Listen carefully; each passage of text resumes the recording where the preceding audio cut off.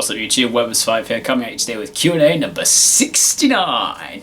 So once again guys, today's questions are brought to you by my good friend Dark Magician84 for all your Dark Magician and Elemental hero needs.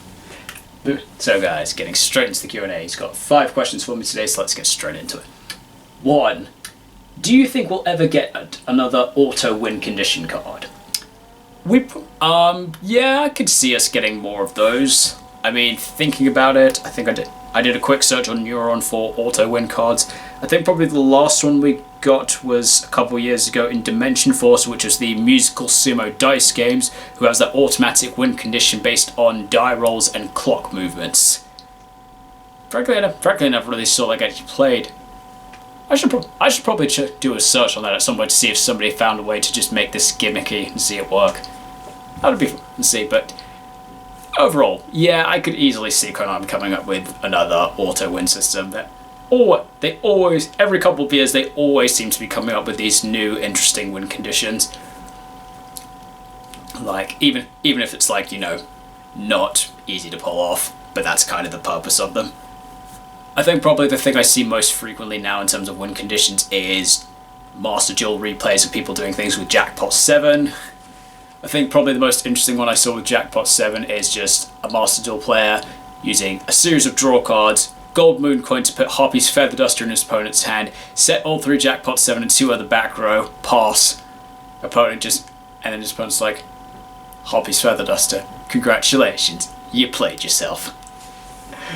That's always funny. Those videos I find are always funny to watch. 2. Other versions of Exodia weren't as successful as Exodia itself, except maybe the legendary Exodia Incarnate. Why do you think that is? I would say probably because Exodia on its own is just a good win. Exodia on its own is just a good win condition for any deck that can like search or draw cards very quickly. Like in a recent YCS, we saw a version of Pendulum Magicians using it, so that's mad. Pretty good. Like the fact they were just looping Timestar Magician and that Blue Dragon Summoner as a way of just searching the 5 pieces of Exodia. Mental. So I think it's pretty much the fact that Exodia alone is like 5 cards you can throw into any card that you can throw into any deck or engine that just draws lots of cards, whereas the other versions are more specific towards Exodia itself, so probably less easy to use. So that's probably why. 3. Remember when Burning Abyss was a thing? It was played so much throughout the whole of Masters 3 and 4, and now it's practically disappeared off the face of the earth.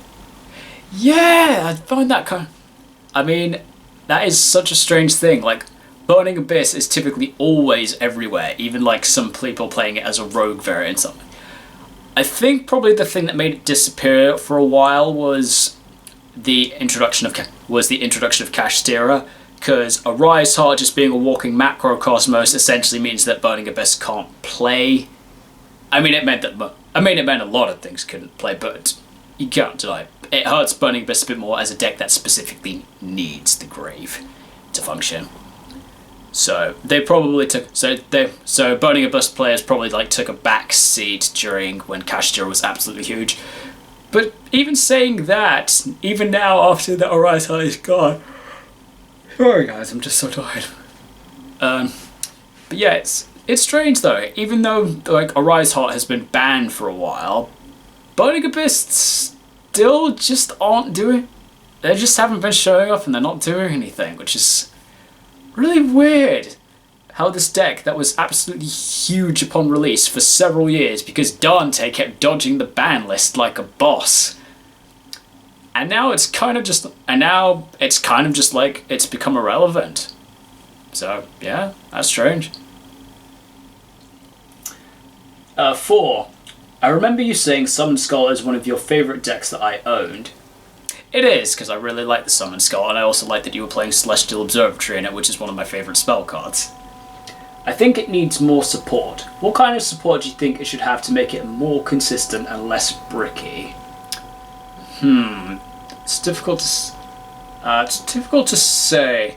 Summon Skull as an archetype now, it's one of those things it seems to be one of those decks that's now manipulating multiple summoning methods, so I think like Summon Skull, from what I've seen from your build, it's now got the fusion, synchro, it's got a fusion, synchro, and XZs, and a ritual monster, so yeah, it seems to be manipulating other summoning methods, so, but from what I've checked on it, there's not really like in archetype stuff for it. Like, I don't remember if there's a fusion card for some. I don't think I saw that there's a fusion card for Summon Skull. I know there's not a ritual spell, and I don't think there's a specific tuner monster within the Summon Skull archetype, so my probable guess would be, so my suggestion for them to be able to improve the archetype is probably cards to support around the more powerful versions of Summon Skull. So my guess is maybe a tuner monster that's level 5 or lower that can be like a special, that could be like special summon or something by cutting the level of by dropping the level of a Summon Skull by a certain amount, and that, or like a level. So yeah, that would just probably be my guess, like just monsters or spells that work around being able to turbo out these more powerful versions of Summon Skull, probably. I would also, yeah, probably also their own fusion spell and ritual spell. Question is, what would they call the fusion spell? Because typically when they do fusion spells with archetypes, they call it like part of that archetype and then fusion, or like a specific word that's kind of revolved around the archetype. Like for Blue Eyes Red Dragon, they had ultimate fusion as opposed to Blue Eyes fusion, which works for it.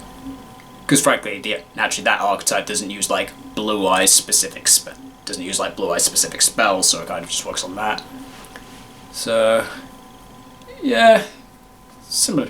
So yeah, a bit more spell trap and monster support to support the other summoning methods. That would probably help Summon Skull out a bit more. 5. How would you react if Summon Skull got a pendulum counterpart? That would definitely be interesting to see. It would probably make it one of the best level 6 pendulums to be splashed into anything. But for me, it would probably naturally come down to what it does. If it was literally just a vanilla Summon Skull with some pendulum effect that works either within the archetype, supports fiends, still would be pretty decent. But yeah, for me, I'd have to first see what it does first before I give a full opinion. But it's definitely something I would be interested in seeing.